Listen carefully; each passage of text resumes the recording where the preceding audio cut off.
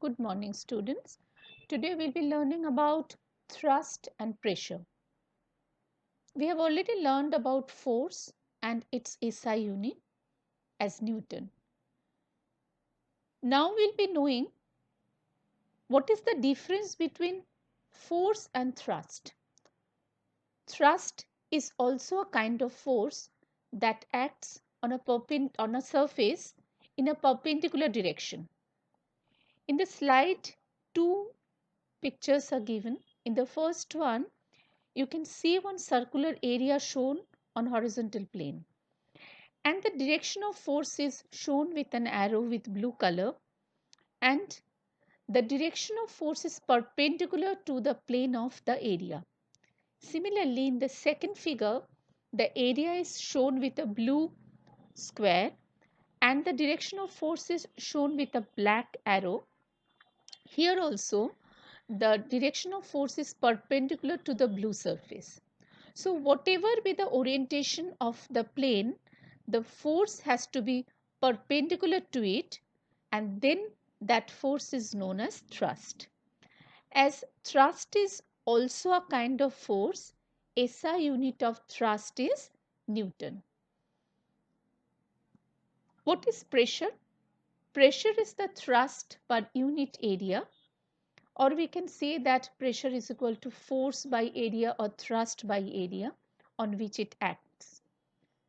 SI unit of pressure is Pascal. It can also be written as capital P small a. Now, how will you define 1 Pascal?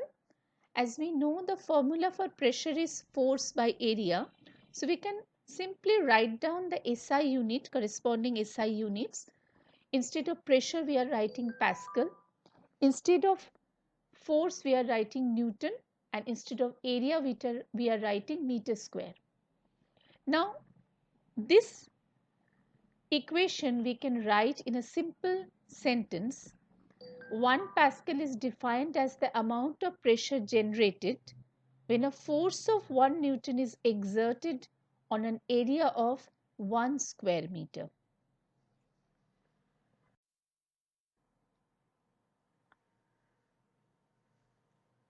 Now we'll be knowing the relationship between force and pressure by a simple activity. The materials what we need for this one, that is, I think it is available with you all. You can try it now. We need a deep tray. If you don't have a deep tray, you can take a flat plate also. Refined flour or wheat also you can use. Glass rod and 4 to 5 glass slabs. First we are filling the tray with refined flour and we are stirring the glass rod to spread out the flour so that a uniform flour bed is created in the tray. Now we are placing the rectangular glass slab with 3 different faces on the flour one by one, and the observation is recorded. Now what we are actually seeing, we'll be seeing that when the rectangular glass slab is placed on the maximum dimension in contact with the flour, how is the depression, and when it is placed with minimum dimension kept in contact with the flour, what is the change in depression? At all, is there any change or not? Now we are keeping the slab on its maximum dimension in contact with the flour. Then we are arranging 3 of the slabs, one on top of the other, on the first slab, and again the observation is recorded. So we'll see when we are increasing the load on it, that means we are increasing the downward force due to weight, is the depression in flour increasing or it remains the same or it is decreasing. So these observations will be noting, and after that, in conclusion, there are certain fill in the blanks given. We have to answer this after doing this activity. Why do load carrying heavy vehicles have many wheels. All these application-based questions based on the concept of pressure and force, this has to be answered using this equation: pressure is equal to force by area. So greater the area of contact between the two surfaces, lesser will be the pressure. So heavy vehicles have large number of wheels so that the area of contact increases. So the force exerted due to the weight of heavy load, it is distributed over larger area, and the effect of pressure on the tire and the ground is less. Similarly, why can we cut fruits easily with a sharp knife, not with a blunt one? Here also we are applying the same concept: pressure is equal to force by area. So for a sharp knife, the area of contact between the knife and the fruit is very less, and that is why the force we are applying for cutting the fruit, that is distributed over a very small area. So the effect of pressure on the vegetable is quite high, so that it can be cut very easily. For a blunt knife, the area increases, so the pressure is decreased. Why is the tip of needle sharp? And this same concept we can use for office pins, safety pins, or any piercing device like needle. Here also pressure is equal to force by area, and for a sharp pointed instrument, the area of contact is very small. So the pressure we are applying for piercing, that is getting distributed over a very small area, leaving a large amount of pressure on the surface of cloth or paper or whatever. So it can be easily pierced through. Here are few more examples of the same. We have noticed that the bottom of the football shoes consist of spikes, and the sharp spikes reduce the area of contact between the shoe and the field. And automatically what happens, as because pressure is equal to force by area, so when the area of contact is reduced, automatically the effect of pressure is more on the track.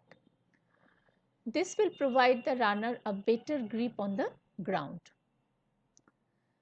In the second figure, we can see a boy digging a hole with a spade. The edge of the spade is kept sharp, so the surface area of contact is very small. So force exerted by the boy for digging, that is being distributed over a very small area, so the effect of pressure is very high and his work is being easier here. This is a very common example that why there is a wide shoulder pad attached to a heavy school bag, because when we are attaching this wide pad in the heavy school bag, automatically the area of contact increases, and the force due to the weight of the bag and the books and notebooks inside, that is distributed over a larger area, and the effect of pressure on the shoulder is less. In animal kingdom also, we have seen that elephants have broad soles to reduce the pressure exerted on the ground.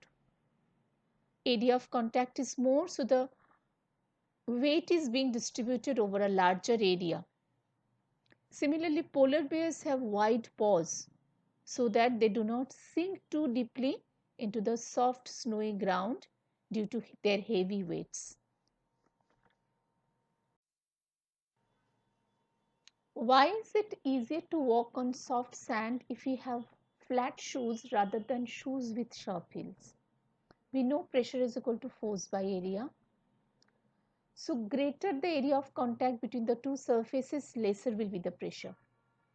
So for a flat shoe, as we can see in the figure, the area of contact is large. And so the force due to the weight of the man that is being distributed over a larger area, and so the effect of pressure on ground is less than in case of a pointed heel shoe. Similarly, we can see that wooden or concrete sleepers are kept below the railway line. Same concept is being applied here. When we are placing wooden or concrete sleepers, the area of contact of the rail and the ground increases because these sleepers are tightly attached to the railway lines. So total area of contact increases. So the force which is exerted due to the weight of the train that is distributed over a larger area, and the effect of pressure on ground is less. We can see that the foundations of buildings and dams are made wide. As pressure is equal to force by area, greater the area of contact between the two surfaces, lesser will be the pressure.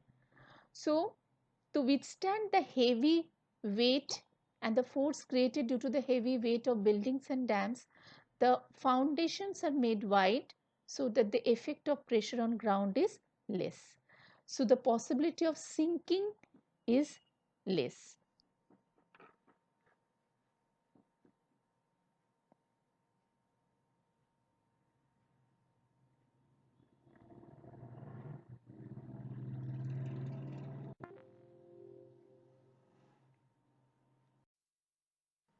Here are some numerical problems on force and pressure.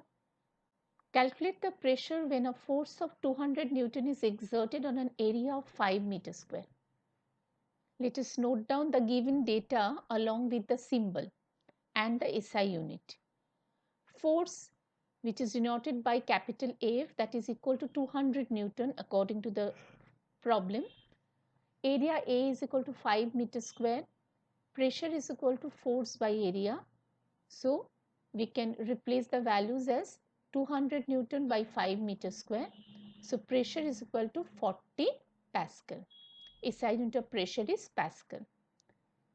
In the second sum, we need to find out the force acting on an area of 0.5 meters square, which will produce a pressure of 500 Pascal. Here pressure P is provided and area A is 0.5 meters square. As we know, pressure is equal to force by area. If we cross multiply, we will be getting force is equal to pressure into area. So force is equal to 500 into 0.5. Force is equal to 250 Newton. In the figure, we can see an object is placed on its broader face, and in the second figure, the same object is placed on its smaller face. In which case the pressure exerted by the object is more and why? The same concept is being used here. Pressure is equal to force by area. So in the first figure, we can see the object is placed on its broader face. And we have seen the activity we have done also. There also we have noticed that whenever the area of contact is more, the depression is less. That means the effect of pressure is less. So more area of contact, the force due to the weight of the object is distributed over a larger area. So the effect of pressure will be less than in the second case. One brick is kept in 3 different ways on a table as shown in the figure. At which position the pressure exerted by the brick will be maximum? There are 3 positions A, B and C shown here. As pressure is equal to force by area, we can easily find out that in position A it will be maximum, because in position A the brick is kept on its smallest surface touching the ground. So area of contact being less, the effect of pressure will be highest in case of case A.